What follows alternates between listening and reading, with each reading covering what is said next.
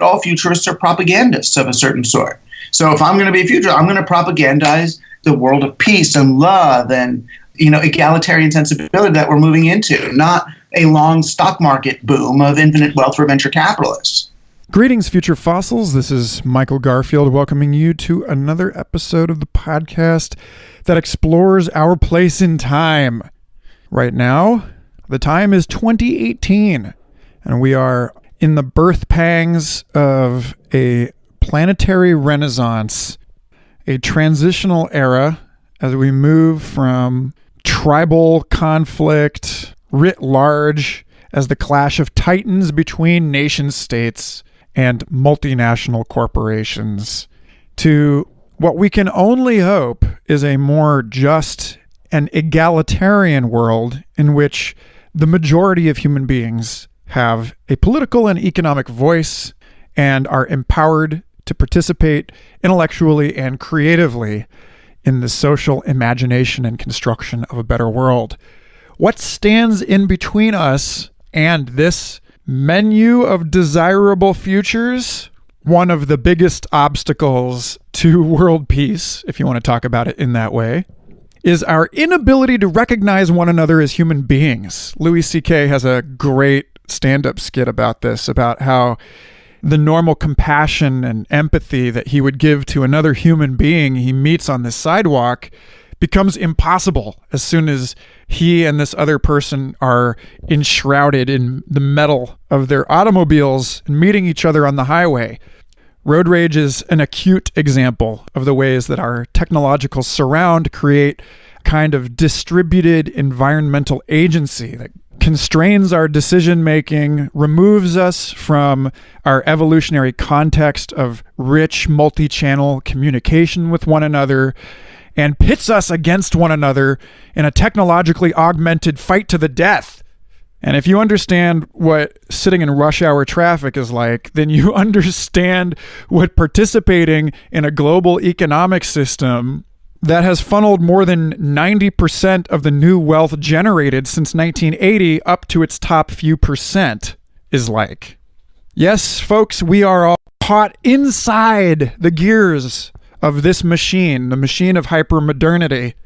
And if we are to escape with our lives and human dignity intact, if we are to turn the tools of the maker against twisted carnival house of superabundant distractions and weaponized financial trading algorithms, then we need to start imagining solutions that work not for the 99% or the 1%, but for all 100% of us.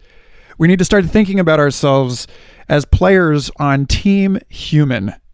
And that is exactly why I am so delighted to have Douglas Rushkoff as the guest for today's episode. Doug is a legitimate silverback media theorist and culture critic who has been coining vital terminology and introducing us to our new media landscape since the early 90s when he was working with Robert Anton Wilson and Timothy Leary to start tracing the contours and opportunities of our new digital surround.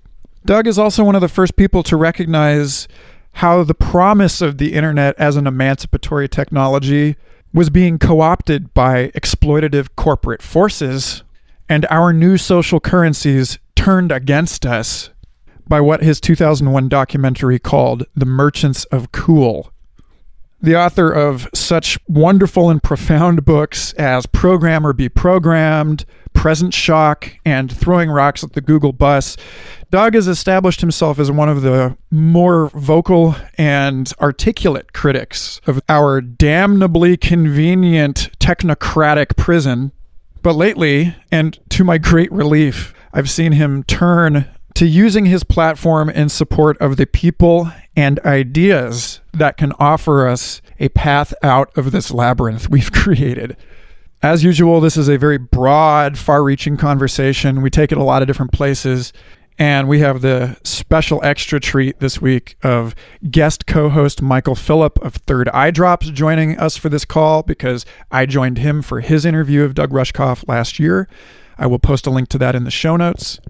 But first, I want to take a moment to thank all 69 of you who have rated and reviewed this show on iTunes.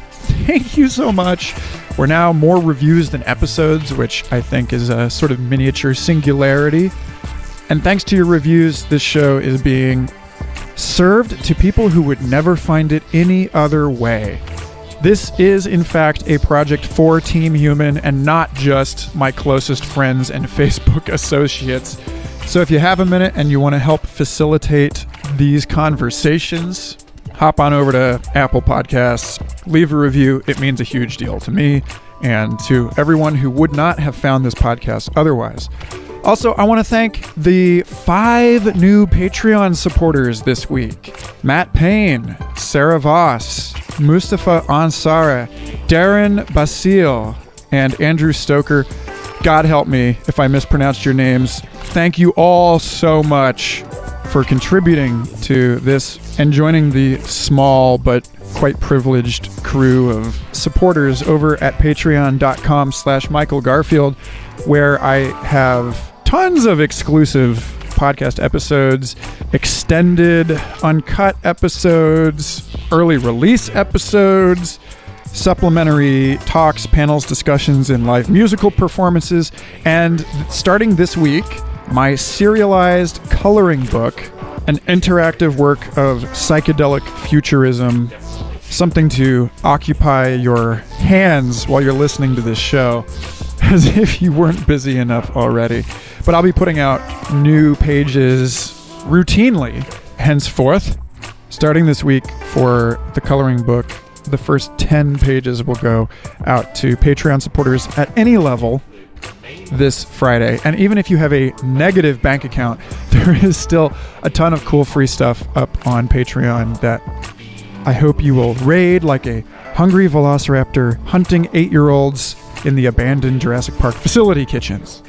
Lastly, as usual, I post links to cool new art and science news pretty much every day in the Facebook Future Fossils discussion group. It's become a rather lively forum, actually, and the main reason that I look at Facebook anymore. If you have any questions or comments about the show, you can always shout out to me directly at futurefossilspodcast@gmail.com.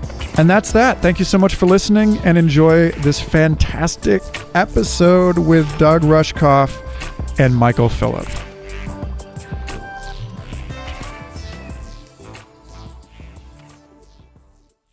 Hello. Morning. Morning. Hey, guys. Hello. Oh, there's 2 of you. Yeah. The dynamic Michael duo is back again. Oh, no. I was thinking about that. I don't know if we actually said anything in that last conversation. I remember thinking back when it was over. It's like, was anything said? Sometimes that happens, yeah. You get into that conversational flow state and just do that progression of thought to thought, and so much is said and simultaneously nothing is said. I know exactly what you're saying. I had a podcast exactly like that yesterday with Daniele Bolelli, who you might know, but he and I have been friends via podcasting for years now, so it's really easy to just kind of forget you're even, oh yeah, this is live, it's like, This isn't just a conversation, but sometimes those are great. Well, luckily, 1, this isn't live, and 2, I actually have some sort of prepared thoughts here for you, Doug. Cool.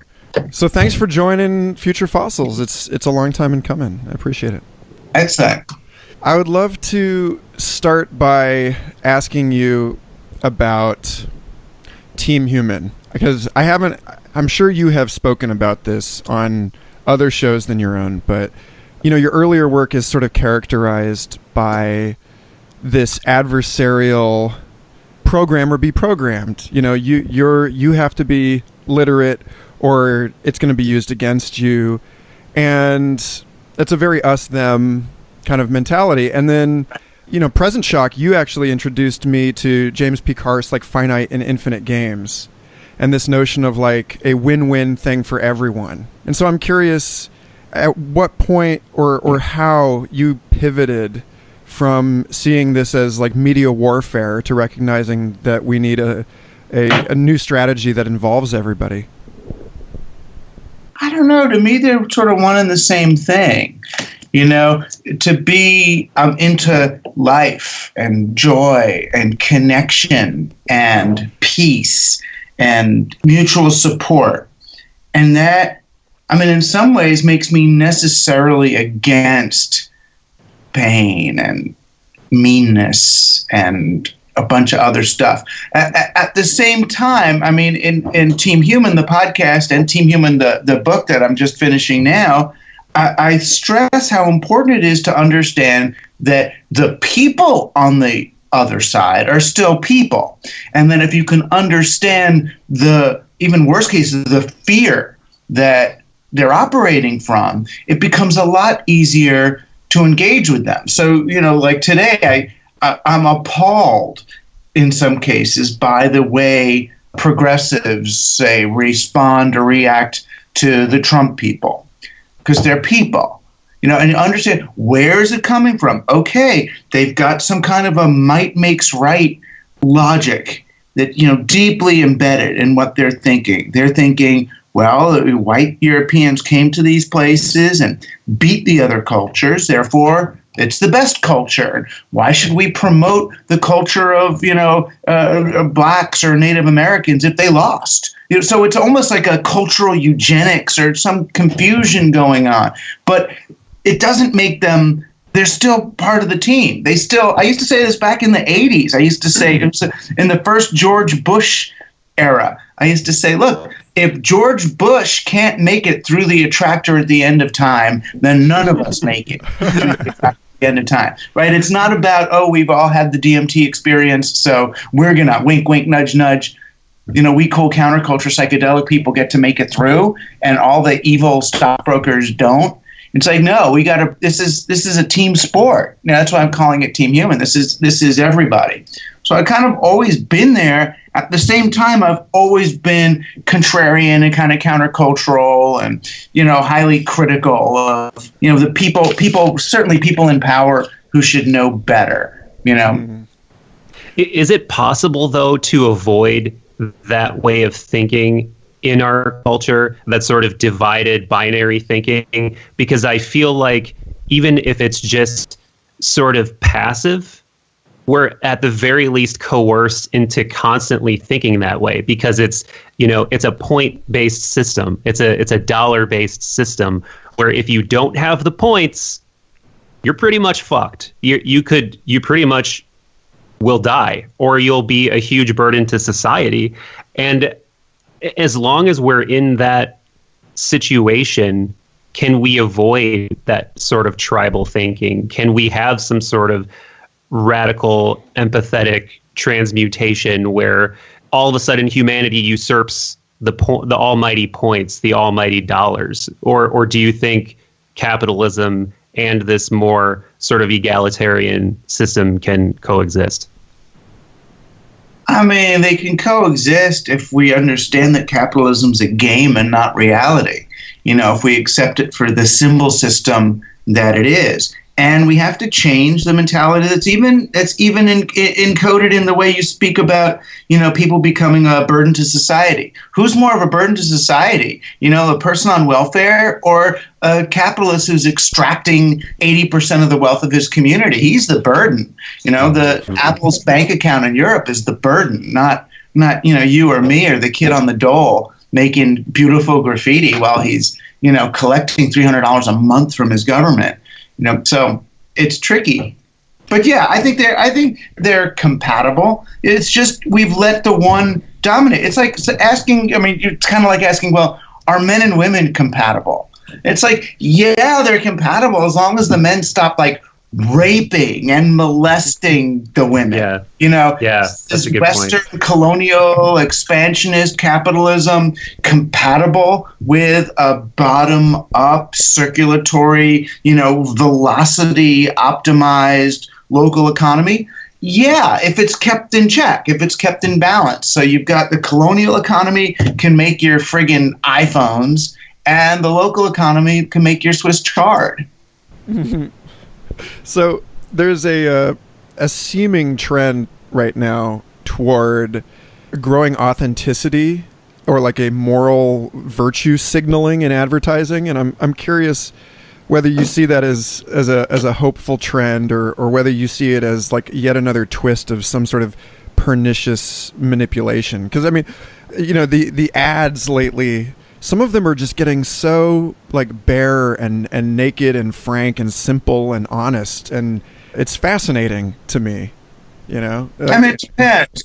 There's two ways for that to go. So on the one hand, I think it's good news if the entirety of brand is really becomes the transparency of the environmental and labor practices that went into the creation of an object. So the Patagonia brand is a good example of one where the whole brand is about where are we sourcing this stuff, how are we polluting, how are we recycling, what land are we claiming back, and so their brand mythology is a nonfiction story, that's allowing people to relax and expand their awareness about the entire life cycle of the product.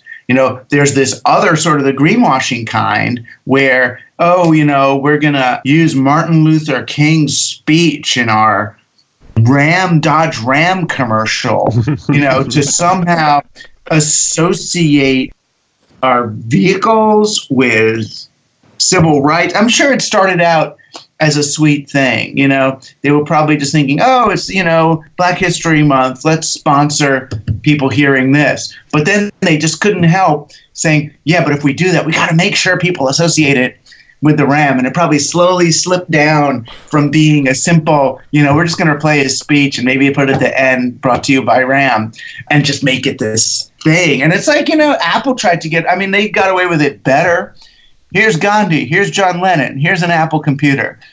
I don't know. But so there's two ways to do it. But no, since the 90s, I've been arguing that branding can still stay alive if advertising people and brand managers start to see themselves as people who can communicate the nonfiction story of the company. And if that story of the company leaves something to be desired, then they become the catalyst for that institutional change.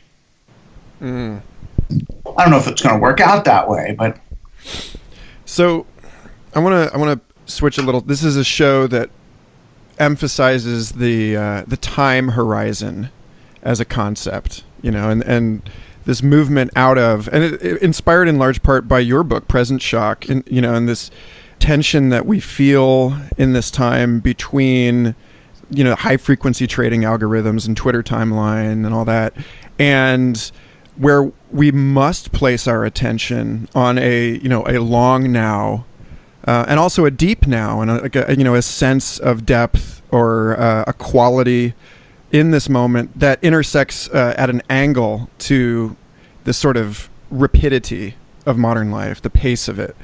And I'm curious, how you understand a team human in light of this like much deeper timeline or like the big story, Well, when you reconnect with the big story, you also reconnect with the past, which is a lot easier to do than connecting with the future. And if you connect with the deep past, then you understand that, that human beings are a complex, that we are a living social network. We're not individuals. And you start to see that, individualism was invented around the Renaissance, what we currently think of as the individual, and self-styling and self-fashioning and all. Look at where that's brought us. So when I look at the larger timeline, what I see is, okay, here's this organism, this human collective organism that was sort of unconscious of its social nature. It was unconscious of itself as a group organism. It developed ego and individuality and selfishness and all of this stuff, just like a little baby does when it grows up. It's like, oh, I'm not my mother, I'm my own being. But then you move into adolescence, which is what I'm thinking we're getting to now, and you realize, but it would actually be fun to be connected with all these other people and to experience that union again. So we end up, if it all works out, we end up in the best of both worlds, where we have both an awareness of our individuality, but the context of social organism. The question is whether we can get there, or whether capitalism and our social institutions emerged so in the name of individual freedom that now they're not going to let us reconnect with each other because it's so bad for the market for people to like each other. I think about Terence McKenna's old rap about how as we emerge into a sense of planetary identity, that this is how we end up with the attendant UFO mythologies and all of that we have to create a new other. And that kind of loops back to what we were just talking about a moment ago. Like, do you feel as though this renegotiated self-other boundary sort of requires a new them, a new alien? Or do you think that, like Richard Doyle at Penn State suggests that we're moving into a kind of psychedelic reconfiguration of that boundary and a movement out of the binary and into a sense of like fractal non-linearity with it? It'd be nice, And to add on to that, I think the clearest example of that is that we have these shadow persona online, or we can have multiple shadow personas online. So we have our physical analog meat body life where we have these social relationships and these networks and responsibilities. And then we have something like Facebook, which is tied to that and requires you to be tied to that, or you have to do things to get around their algorithm to make sure you're playing by that rule. But then we have other communities with full anonymity where you can represent yourself however you choose. And I'm kind of torn between whether I think we're going to come back together into one cohesive identity that is both technologically mediated and physically mediated, or if they're going to splinter further. Because, the more ingrained these technologies get with our bodies, the more difficult it may be to misrepresent ourselves because there's just going to be too much metadata. But at the same time, there might be communities that are VR-based or AR-based, or places that encourage you to represent yourself in different ways. So I think that feeds back into what you're saying, Michael G. Yeah, I mean, for me, I look kind of more at the way the embedded values of the technology force you to misrepresent yourself anyway. So I'm represented in terms of what, how many followers I have on here, how much money I have on there, or what this. And it's like, no, none of them know me. None of them know me. And in some ways, they distort me to myself. So then if I'm doing well, my book sold well, therefore I must be what, more connected to mommy or to love or to something, or like which books got me laid and which books didn't, or something. That would be a good question, actually. Yeah. Did you have that on your list, Michael? Yeah, really. And but I mean, the kinds of stuff, I mean, at least that's a real life organic social reinforcement compared to the kinds of books that get me whatever points in this gamified internet reality. So what is the gamified internet reality incentivizing? You look at Bitcoin or the blockchain. So what we're doing is incentivizing massive purchase of technology and consumption of electricity. Is that what we need to be incentivizing on a planet that's running out of energy and that has too much technological production and waste as it is? Maybe not. But yeah, I guess if the geeks want to take over the banking system and become the new bankers, then sure, let's make those values the most important ones. Are they bad? You see, now some geek who's a blockchain enthusiast will hear that and think, oh, Rushkoff doesn't like me. No, I love you. I love you. But I think that there's something wrong with the model you're using to help disrupt capitalism. I think you're reifying the gold standard, and in the end, once all the Bitcoin is mined, it's going to be banks running the friggin' blockchain anyway. Second verse, same as the worst, a little bit louder and more polluting. This is something that Michael and I have talked about a lot, and it's that the narrative around cryptocurrency right now is extremely lacking and in a very infantile stage, because it came into existence under the use case of being traded as value. So the whole conversation surrounding it right now is a conversation about value. It's like memes about Lambos and like all of this other really kind of trivial, vapid shit. But when you look at the parallels to life forms and evolution and fractals and counterculture and psychedelia, all that stuff is there, and nobody's putting that voice into cryptocurrency right now. And Michael and I are actually part of a project that's like brainstorming how to do that, but it's still in its, genesis stages. Yeah, I mean, a lot of them are, and I get, the emails and asked to join in as an advisor on this blockchain project or that, and I kind of throw up my arms on all of them, because I feel like there's this, I get it. There's this like technology and it's kind of cool. And if only they did this or only they did that, it could be turned towards good or something like that. And it's like, man, we've got to figure out a currency that's incentivizing something other than computer cycles, or that rather than substituting for trust in a new way, that looks at how do we engender trust between people. And so that's coming. That is coming. Yeah. So, I had Daniel Schmachtenberger of the Neurohacker Collective on this show a couple episodes back, and I asked him about Demirage, and I said, what do you think about this? I mean, it seems like it's obvious. I've been advocating for years that we move to a system that discourages hoarding and encourages that we keep the money in circulation, obviously. But he said, his critique I found kind of fascinating. He said it's moving from a single sort of myopic vision to a new myopic vision, and that like Demirage has a place in an ecosystem of like currencies and incentives, but that taken on its own, it would incentivize transactions, and that we would just get this enormous transaction volume would become the new dystopia. And it's like I hear something like that in the the Bitcoin mining critique, that it's like it's not enough to just keep it moving around. We've got to move it around in a smart way.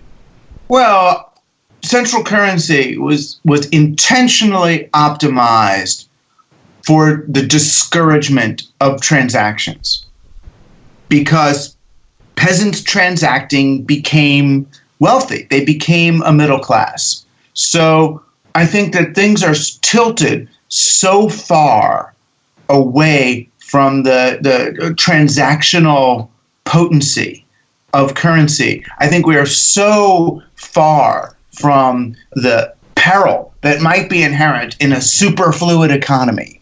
It's like, okay, so what if we did get to the place where everybody cared about everybody else? How would we deal with the pain? It's like, let's deal with the compassion issues. Let's see. Let's wait until we get there. Right now, nobody's feeling anything. Right now, everybody thinks they're separate from everybody else. So yeah, there's a possible extreme, but I'm not worried about getting there. Right now, we have people with skills and people with needs, and they can't do price discovery with one another because the only utility they have is a currency that's too expensive for them to get a hold of.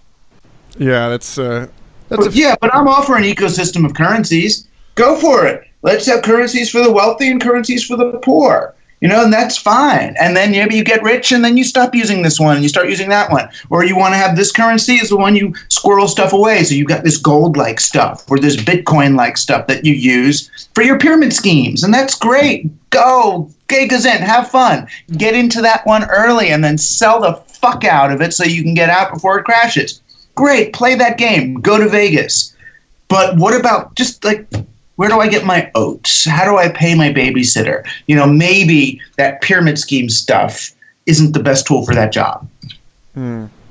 I do wonder with if you go to any exchange where you can see transactions occurring and you can see volume spikes, and I am not an extraordinarily analytical person. Like, I don't enjoy going through spreadsheets or doing like technical analysis on cryptocurrencies too much, but it is fascinating to just see one person manipulate the market. And we are in a time where that's very possible. Right. And the anonymity involved in that manipulation is absolute because it's encrypted. I mean, we're talking about the same encryption algorithms and hashing algorithms you use to secure anything.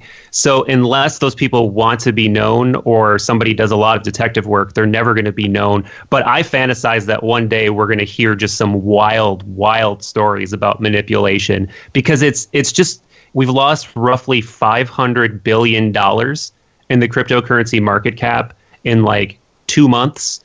And that same $500 billion showed up in the market in like 3 weeks or something crazy. So the amount of money that's going in and out is just staggering right now. The amount of energy and attention that's being paid, that money coming out isn't just as equal of an indicator of attention being paid as it is going in. So it's just really interesting from a standpoint of human attention and a standpoint of energy. And I think it's more interesting to talk about the conversation in that way than in dollar value. That's just way more fascinating to me. Yeah, I just feel like though at the same time, the aspect of the blockchain that is most real at this point is the environmental destruction. So when I look at that, I feel like, and maybe only because I'm one of those people, and maybe who's deluded in thinking, I believe that human beings' industrial activity is impacting the sustainability of our ecosystem. I think we really could be involved in climate change. CO2 levels going up. I kind of buy this narrative that 99.9999% of scientists agree with. And the smartest scientists I know have given up on the environment. They're just like, let's just have dinner. This is it. If that's the case, then it feels like every conversation about blockchain has to start and end with that. It's like, okay, while we're destroying the planet with this technology, isn't it an interesting model for this? And da-da-da. It's like, Second Life is interesting too. If Second Life were destroying the environment, or killing or leading to suicides of its members, then that would be the story more than is it fun to go into the, Coke Palace or whatever. So I want to try and take what both of you just said here and draw it towards a sort of larger contextual issue, which I feel is a beautiful synthesizer. Oh, yeah. Ideas. Like a Moog. Hollis Kramer. So this issue of the anonymous whale market manipulator. Yeah. Oh, forgot about that part. They're there. Yeah. This thing. You can see individual transactions for incredible amounts of money programmatically being made by a single individual, and it's just wild to watch how it affects. Well, because 1% so many of people own 50% of Bitcoin. I mean, right. Yeah, it's nuts. So there's that.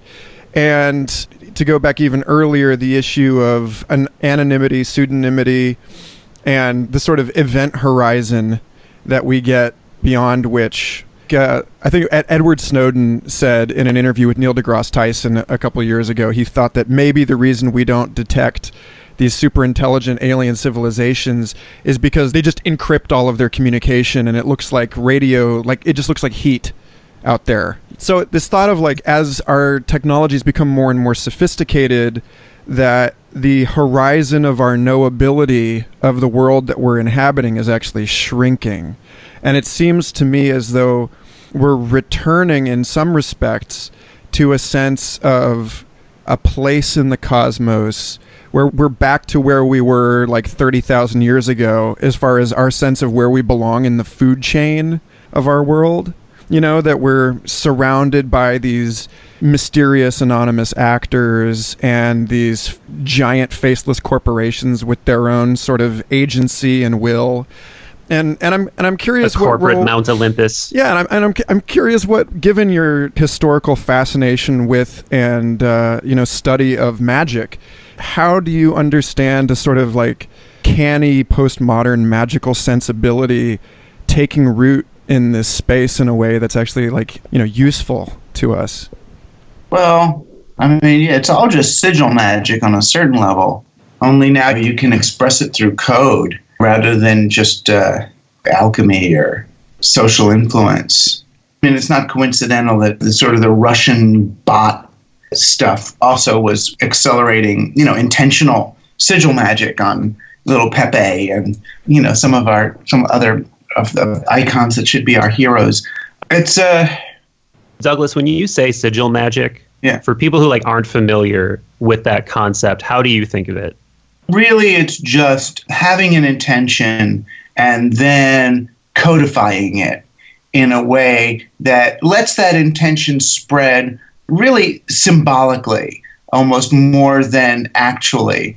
And then through that symbolic spread or mental spread, it ends up kind of priming reality for its actual spread. So it could be as simple as you come up with a logo for your corporation that is it's using every bit of mind control and mythological technology we have, but it's also just embodying the will of you and the other founders of this corporation. So then as you try to spread it, something happens.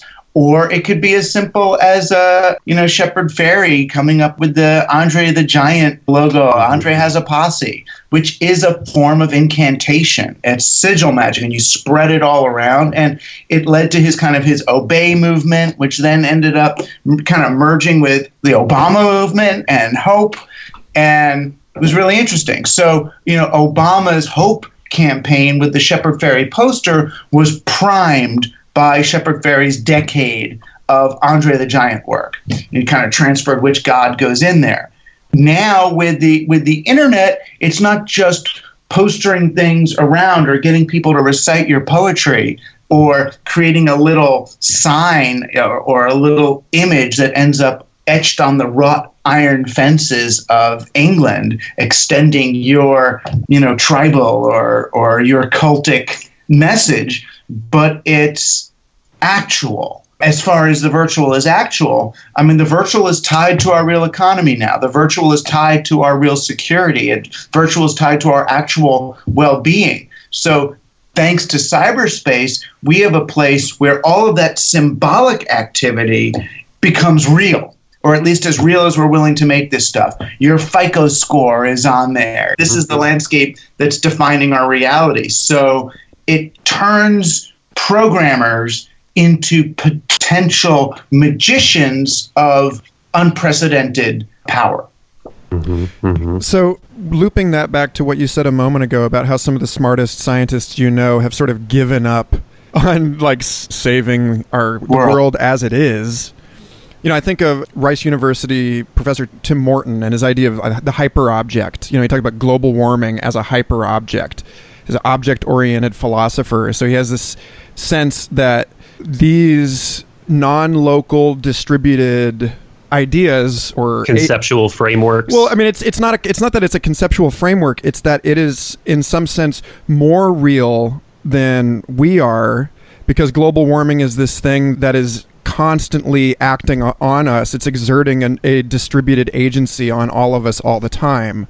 And so it's in that sense that I think of us as sort of there's a Copernican shift that seems to have happened here, where we've become aware of these corporations as sort of gods or these larger forces. Do you think it's retrieving some kind of a almost pre-civilization sensibility about human beings co-inhabiting this reality with these large entities? Does that seem like a regression to you, or does that seem like... It's a retrieval. So to the extent that it's positive, it could be a retrieval of, return of the mythic return, that we start seeing our own actions not as so new or individual, but as, reenactments of some higher forces. So just as in the ancients, everyone having sex understood their fertility as somehow just some small piece of Marduk and Astarte coming together and, reaping the fertility of the universe. If we believed in these larger entities, then we see ourselves as just reenacting something. The problem is that the entities that we imagined then versus the ones that we're encountering today, those ones were based in nature and fertility and growth and some, dare I say, sort of essential human and natural values. how ecosystems work and how sustainability and return and recycling of energy and all sort of those great Aboriginal and indigenous concepts and how they use the soil and animals and, the regenerative, even the agricultural techniques of the time were regenerative rather than extractive. The gods that we are looking at today are subsets of capitalism. They're really more unintended consequences of people looking to game the system than they are the sort of natural flowering of some higher power, higher agenda. So we're in a similar relationship to those things, but we don't want to be reenacting those things. We want to be, if anything, recognizing them and creating alternatives. Yeah, I was like thinking of praying to Monsanto for sterility. Right. Well, for example, right. Or for fertility in that case. I'm sure they do. They are praying, oh my God, my soil is gone. I have no topsoil. Bugs are coming. Maybe Monsanto has figured out just one more thing. Get me through one fucking more season, before this is just sand. $1 equals one prayer. That's the new paradigm. Dollars replace prayers. And I would be remiss if I didn't bring up the fact that it seems like the ancients used to think in this much more exoteric type of paradigm where things come to you, visit you, pass through you, rather than, like, let's talk about, genius is an easy example. Genius was a thing that would visit you, inhabit you, inspire you, and then you'd create something due to that visitation, not some internal perfect alignment of well-architectured neurons or something, right? Which is the way we tend to think of it now. But I think we believe we have this hubris that we're beyond that, but we're absolutely not beyond that. It's just that, like you've described, the gods have changed. The external factors that we pray to or worry about or are fearful of have just taken on new forms. And I think we would be better off if we could acknowledge that, because there's power in realizing what is in your control and what's outside of your control. And if you feel like all of these factors are coalescing, that's diminishing your personal agency, I think it's really important to realize that and realize that that's like a trap. It's like a trap to disempowerment in a way. Yeah, it's interesting. You're kind of articulating the serenity prayer, from the 12 steps, God help me just know what I can, what I can have the power to change and what I don't, and the wisdom, tell the difference or whatever. I wonder if that's too binary at this point. In other words, you've got to realize it's awful, but it's that part of that long forever that you're making a difference in everything all the time anyway. I guess you can only really be conscious or willful about that which but your, I hate to call it right action, but your appropriate middle path behaviors impact the whole system, not just the thing that you're thinking to impact. And that's why it's so hard to do it, but you really just have to do the right thing in every circumstance. You really do, as right as you can. And you kind of, and this is the thing, this is why I sort of do believe in God, you kind of know what's right all the time. You kind of know. And how do you know, really? And it's because because there's a kind of a moral order of the universe. Sorry. There kind of is, It's why it's kind of wrong to just run over that squirrel for the fun of it, and right to stop your car, and then probably right to walk to work instead of driving this vehicle at all. You just know, or don't take that thing. Just don't take it. It's not yours. It's that person's. You go into someone's house, you don't take their stuff. Most of us don't. Because it's wrong. It's just wrong. It's going to make you feel bad, and it's going to just lead to more locks and keys on the world and more paranoia. And my God, we're each such a high leverage point. And that the bad side of it is that, oh my God, you mean everything I do matters? Yeah, but the good side of it is, but everything you do matters. So you become, oh my God, you mean I probably alone, just taking better actions over the next 10 minutes could probably save the whole fucking planet, Yeah. this is going in a really interesting direction, and I kind of want to like take it there, but Future Fossil is MG's show, so I don't want to like usurp the flow. So I want to hear what you're thinking, Mike. Well, I mean, this show typically is predicated on the idea that we act differently if we act in light of the future's awareness of us historically. If we know that we're being received and interpreted and understood, we're being watched, that I think it's Arthur C. Clarke's last novel, The Light of Other Days, talks about this, that we find a way to look back through time, through a little wormhole. We can't travel back, but we can look back. And so from the moment that that technology is invented, we're aware that the future is watching us. And that alone is enough to change the way that we relate to each other. And it's like I hear something about that in what you're saying, but I also hear that you're saying that it doesn't necessarily have to come from a contemplation of our responsibility to someone else, that it emerges spontaneously. Yeah, I mean, it's really hard. Psychologically, they found that people relate to their own future selves the same way they relate to a stranger. So the person that you're saving retirement money for is just some old guy, That asshole. You know what it is. It's like, that's the way, it's like, what the fuck? Fuck him. So I don't really care so much. I mean, on some level, I don't care so much if that person is suffering in the cold because I want a new iPhone 10.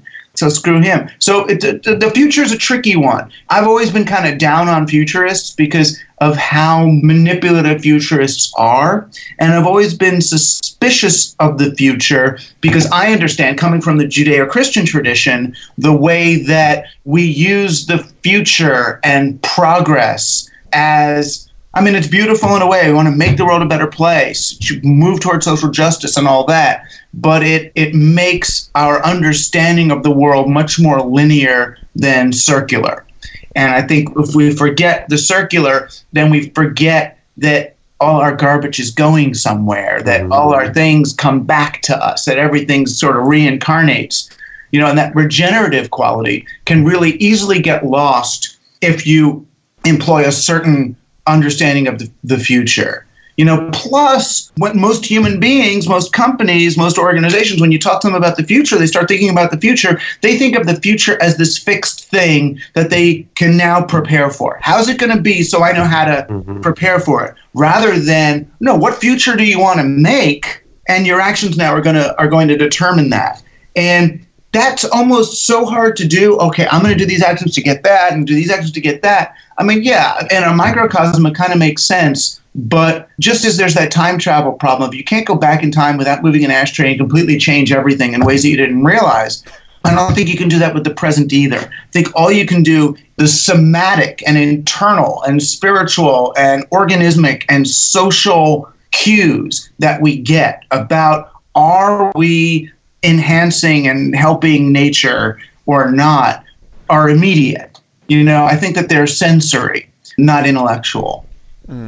Michael, does this still tie into what you were hoping to weave in there? Not exactly. I mean, I was going a more metaphysical direction because the conversation was bleeding into some metaphysical territory. But now I'm thinking about something completely different, which is how the future is used as a coercion technique and as like a promise of punishment, or the promise of at least a very undesirable situation. Like, if you don't do this, if you don't prepare for that, this consequence will be laid upon you. If you don't listen to the boss at work, this will happen. And of course, this takes you out of reality into some imagined future place, and it's anxiety inducing. And it dictates where we go. Yeah, and now you sound a little bit like Trump.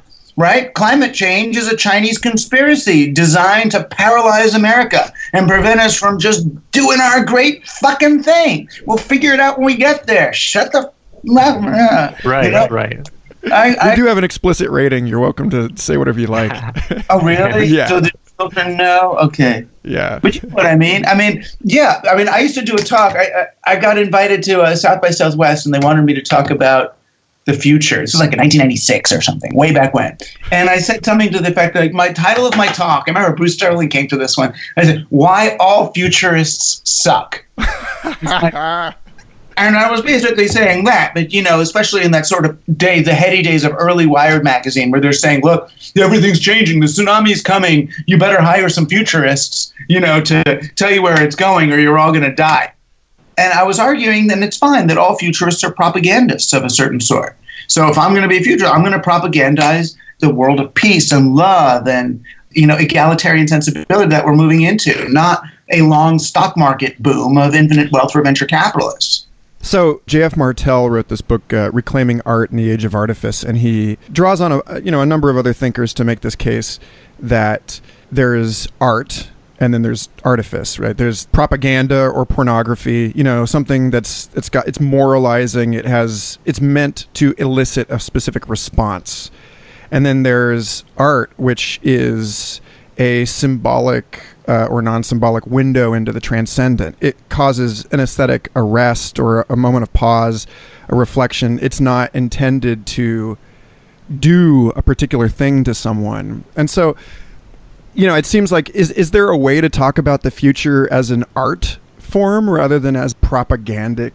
Is there a way to point people towards a sort of inchoate transcendental potential without being a booster for some sort of rampant uncritical techno-bonerist nonsense? Yeah, but I don't know whether this is Buddhist or anti-Buddhist or something, but I don't even like the construction of I'm here and I want to get there, or I'm stupid and I want to get enlightened, or, all these people who become Buddhists because they think that there's something at the end of the thing. I mean, if most people who become Buddhists understood what the Buddhist path was going to do, how that was going to be, they wouldn't have signed up for it at all, right? You know what I mean? It's like, oh no, this isn't what I thought, and this is as good as it gets, and maybe it only gets worse. Fuck, man, because there is no enlightenment. I mean, I'm sorry if that's a spoiler. There's no there. And to piggyback off of that and to really highlight that, a friend of mine went to Thailand recently, and he went to a Buddhist temple. And I've had this thought before, but this image just really drove it home. And it was an image of 3 older monks that he, just like took a picture of that were meditating. They looked hollow. He's like, these dudes barely moved for like 2 hours. They almost didn't look alive.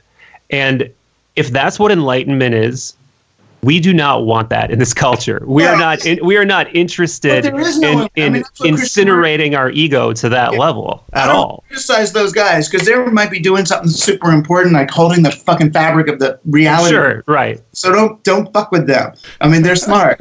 But all I'm saying is that there's this sense of, even among spiritual people, there's this sense that of a very cause and effect, before and after binary understanding of spirituality. It doesn't work like that. It's all now. It's all circular. It's all there. You've got the tool. You don't have to do anything, and that's just like so hard for people to wrap their heads around. If there's no there's only here, then what? Where am I going? Nowhere. It's like, oh, okay. That makes it easier. And then how do you reconcile that with the great Western Judeo-Christian tradition of, I want to make the world better. I want to reduce the pain and suffering that's all around me. Well, then go to it. Then go to it. And that's the marriage of the two elements that you were asking about at the beginning. Yeah, I'm going to go and use my progress and my engineering and everything to try to reduce pain and suffering. And at the same time, I'm going to understand that I don't matter, and that this is it, and everything is what it is. In a world where we're beset on all sides by this like virtual reality of planetary tragedy, talk about fractal noia and this just everything hitting us from all sides at once, it seems like non-attachment is really the only thing that we can do and stay sane. Non-attachment with compassion, which is really hard. I mean, it's all 4 elements or whatever have to be incorporated and go on parallel tracks, or you move from neighborhood to neighborhood. It's really hard. I mean, and we have the examples. We've got the Gandhis and the Mother Teresas and the Kings and all the different combinations of those sort of elemental understandings. leaning far on this side and far on that one. But I think you can do it in microcosm. I think you can do it without I've amassed a platform of influence, I guess, because I wrote these books and stuff. I don't know that has magnified or amplified the positive impact of what I'm doing at all. It could be that in my personal interactions, I'm undoing way more of the good than I'm doing in a book that gets read by hundreds of people. I just really don't know, but maybe it's because I'm old or something, but I'm believing more and more it's in the micro momentary interactions we have that we actually impact the human organism. On that note, we're coming up on an hour here, and so it makes sense to tie a bow on this. But it seems like what you're saying is tuned to your recent statement of interest in moving away from books, that Team Human is like maybe your last book, and that you want to be doing more live events and theatrical stuff and stuff on stage. Like I saw that our friend Eric Davis, your friend Eric Davis, is joining you for one of these live events here soon, which is really exciting and cool. And so, I'd love to hear you talk about making space for this face-to-face, real-time human stuff in your life. Well, it's interesting to see. I wasn't even thinking of it that it's more fun. Although, from a personal perspective, I've written 20 books, and that means 20 years locked away, sitting and writing by myself, which is fun in a way, but really lonely and horrible and desperate. My God, it's like 20 years in prison. Except, nicer chairs, but it's psychically, it's alone. So there is that. But for me, it's more, I've said a lot. I've had the stage for a long time. I've made 4 television documentaries and written 20 books. I've demanded the attention of the cultural organism for a whole lot. And I've ended up with this platform, this ability to generate attention. So the best thing I can do with that is offer it to others, is use it to highlight other people's ideas and other people's stories. So if I did 50 years this way and do the next 50 years that way, then I'm also demonstrating that it's not about me. It never was about me. It was always about, my interactions with these people, and then I'm just articulating them in books or documentaries or whatever. So bring them and just shut the fuck up for a few decades. For the people who want, if that's the product, if it's like some micro Taylor Swift thing and people want some Rushkoff music, so fine, I'll open up each episode with a 10-minute monologue. Here's what I'm thinking about something. Take it or leave it. Now let's get to the real thing, which is some other person. So it's paying my dues. That's beautiful. And that's a beautiful note to end it on. Doug, thanks a lot for joining us today. Cool. Well, thank you for what you do. You fix this thing, okay? You fix this. You're scaring me, man. I hear a pre-echo of what I'll be telling the next one. Someday. And so on. Yeah.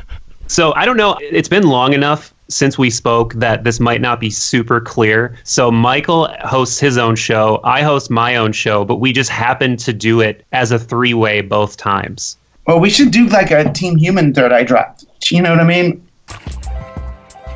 Thanks again for listening. I hope you enjoyed that episode as much as I did.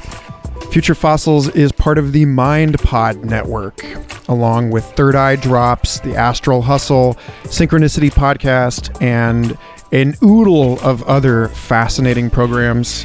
I encourage you to go to mindpodnetwork.com and subscribe to them all.